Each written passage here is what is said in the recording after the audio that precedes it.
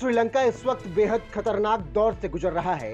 देश की अर्थव्यवस्था पूरी तरीके से बर्बाद हो चुकी है और लोग सड़कों से लेकर राष्ट्रपति भवन तक घुसकर प्रदर्शन कर रहे हैं।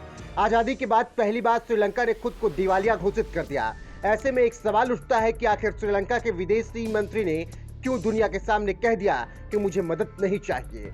आपको जानकारी होगी कि भारत कितना मदद कर रहा है।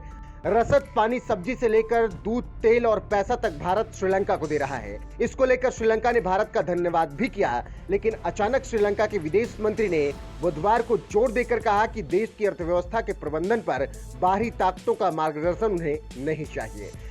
विदेश मंत्री अली साबरी ने यह भी कहा कि श्रीलंका जवाबदेही के उस मुद्दे पर संयुक्त राष्ट्र के प्रस्ताव का विरोध करेगा जिसमें आर्थिक अपराधों की जिम्मेदारी भी शामिल होगी।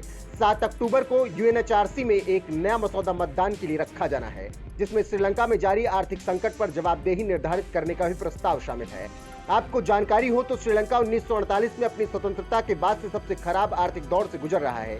साबरी ने जिनेवा से एक वीडियो लिंक के माध्यम से संवाददाताओं से कहा कि हम बाहरी ताकतों को यह समझाने की अनुमति नहीं देंगे कि हम अपनी अर्थव्यवस्था का प्रबंधन कैसे करें।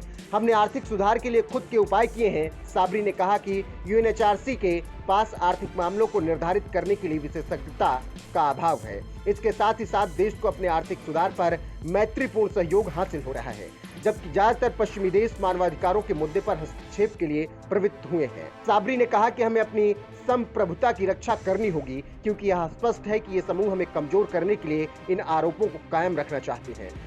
तो आप समझ गए होंगे कि क्या कुछ हो रहा है। जानकारों की माने तो कई संस्थाएं श्रीलंका को मशवरा दे रही हैं, जिससे विदेश मंत्री काफी नाराज हैं और इसी तरह से वो बयान इसीलिए दे बैठे। अब देखना होगा कि आगे क्या कुछ होता है और संस्थाएं क्या करती हैं।